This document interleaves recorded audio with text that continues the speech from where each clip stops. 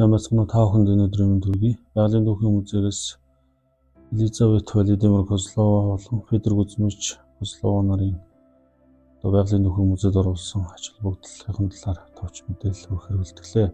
Петр Кузьмич Козлов бол 1863 онд Орос улбаны улсад төрсэн Төв Аз судлаач ийм эрдэмтэн байсан. Нийтдээ 6 удаагийн экспедицийг бол Төв Аз, Монгол руу чиглэж хийсэн. Үүнийхээ 4-ийг нь өөрөө удирдах явсан. За Елизавет Владимир Козлов бол 1923-аас 26 оны хооронд Монголд ажилласан. Ноён уулын экспедицид бол шувуу судлаачаар томилогдсон гэж ажилласан ийм эрхэм.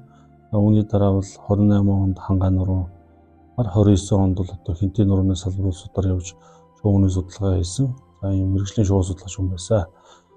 Петр Кузьмич Козлов бол Төв Аз руу чиглэсэн аяллахаа хугацаанд бол нийтдээ 50,000 км замыг бол туулсан. Мөн 52 жил эрдэм шинжилгээний ажил, шинжилгээний ажил эрхэлснийхаа 15 жилийг бол хөдөөхээр явж өнгөрүүлсэн гэсэн мэдээ баримт байд юм байна.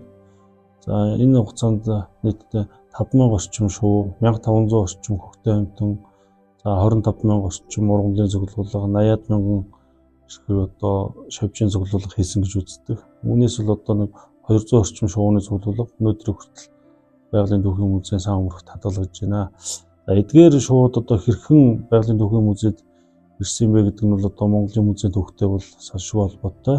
Анх 1924 онд Богд хааны өвлийн ордонд бол тухайн үедээ музейн үзмэр дэглэж үзүүлсэн. Энд Козлов бол ноён ууланд хайгуултлагыг байж исэн учраас түүнээс гарсан археологийн олдврууд, за мөн Монгол орноос суулсан шувуу, ургамал, шавжийн цуглуулгыг бол тэнд дэлгэж үзүүлсэн. Энэ олонний анхаарлыг ихэд татсан.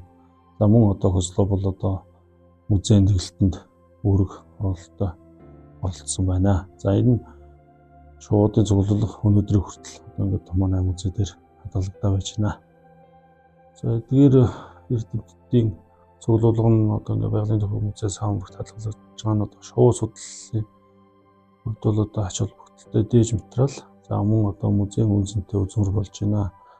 Манай музейгээс бол энэ үзмрээр 2023 онд байгалийн бахархалтуу төр үзэсгэлэнг нийтэд дэлгэж үзүүлсэн. За мөн энэ онд Козловын нарын шуудын цуглуулгаар цомог гаргаж байна. Мөн хэд хэдэн эрдэм шинжилгээний өгүүлбэртэлүүд бол хэвлэгдэн гарч байна.